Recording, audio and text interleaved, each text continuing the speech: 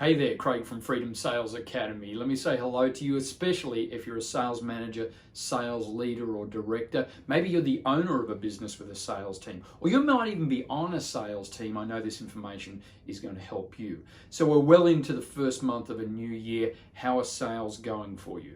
We had the privilege of working with some pretty cool brands through the course of some very challenging months in 2020.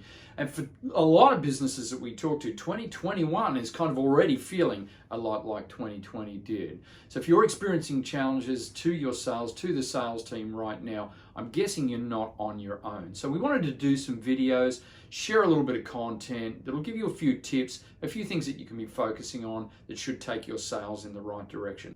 But if you're a sales leader, let me talk directly to you right now, because here's something you may not be aware of.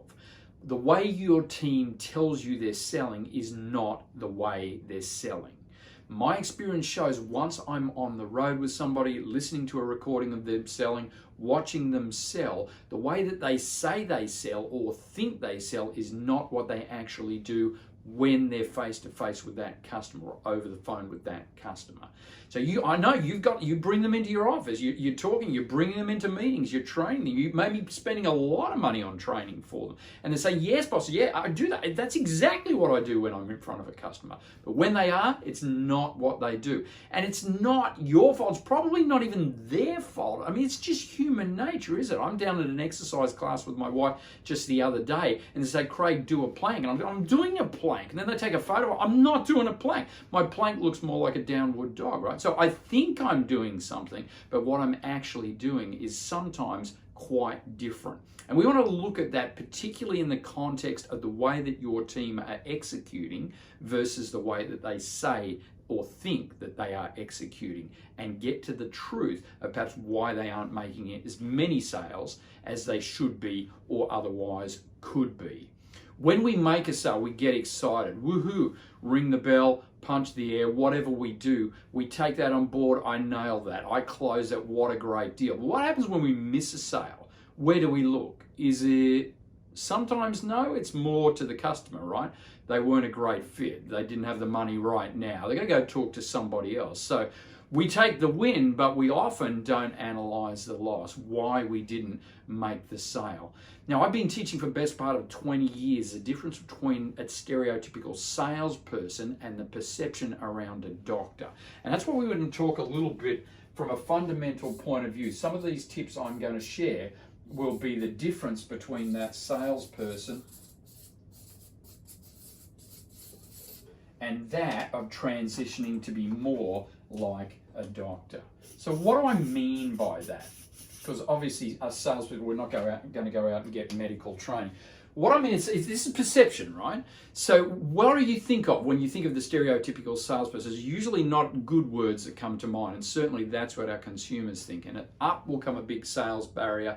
They won't open up to us, and we typically get nowhere. But with a doctor, there's trust there. There's implied trust. Now, you might know some doctors that are not that great, but metaphorically, from a perspective point of view, this is the way we tend to think. So these two individuals are perceived very different when it comes to the consumer. And when we think about some of what we've been taught to try and do, now you will have heard of trying to create rapport with your customer. Now, what were you taught to try and build rapport?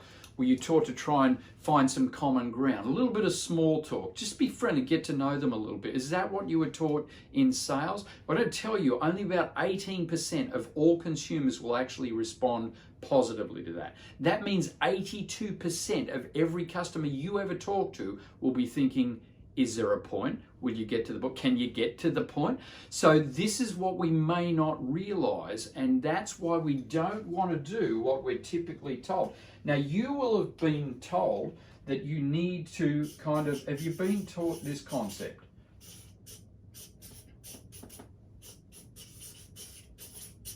Know, like, trust. Have you been taught that? Now, it's not that this is wrong, but could you imagine the doctor doing this? The last time you sat down in front of the doctor, did they start going into a long history of how they got their medical license? Apart from a diploma on the wall, they don't tell you anything about that. Do they try and get you to like them? Well, they might be friendly, but they're not going out of their way to find out what we're doing next weekend, are they? Essentially, what they're doing is building trust, but they're not going out to try and create trust. That's like a salesperson trying to, imagine me doing that as a salesperson. Trust me, you'll love this product. Bam, up goes the sales barrier immediately. So we can't go out of our way to do this. This is what we want. How are your sales team starting their pitch? Because this is probably what they're doing. They're trying to get to know you, or you get to know them. They're trying to get you to like them so that you'll like their product. And that way they're going to try and develop some trust with you. That's not what the doctor does at all. In fact, the doctor doesn't even try to build trust. What's the first thing the doctor will do is that they will simply ask you questions. The salesperson does a lot of talking, the doctor asks questions. Now, I'm going to do a future video specifically on the types of questions to ask, because we can get that very wrong as well. Now, once you start to ask good questions, not about leading them to a sale, but questions around what's important to them, what sort of outcome are they looking for? Because that's what the doctor does. The doctor's concerned with that person's health and well-being. That's how the trust gets built, because the patient understands this person cares about me. The trust then creates the rapport. So we don't have to try and do this. And that's what the typical sales pitch, at least the start of it, is designed to teach us to do. Maybe you're a buyer. Have you ever been on the other end of the sales table listening to somebody pitch to you? If you listen to 50 salespeople in a row, they will do the exact same thing every single time. So this is what we want to stop doing. We want to stop being perceived as a salesperson and start being perceived as a doctor. So don't start your pitch trying to be friendly, trying to be their hero. Don't make it all about you. Don't make it all about your company, all about your product. Make it about them, their outcome, and do that by asking questions toward that outcome. That will build trust, which will create rapport without you having to do anything. The more kind of over the top, friendly, enthusiastic, you think you might be doing the right thing. It's probably what you've been taught to do in sales. It might even be in your sales script, but it's causing the sales barrier to come up.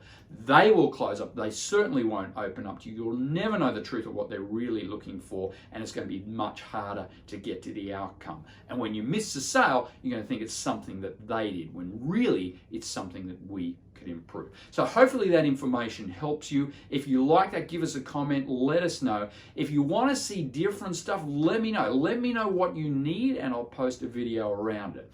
Hey, if this can help somebody else out, let them know as well. Feel free to share it.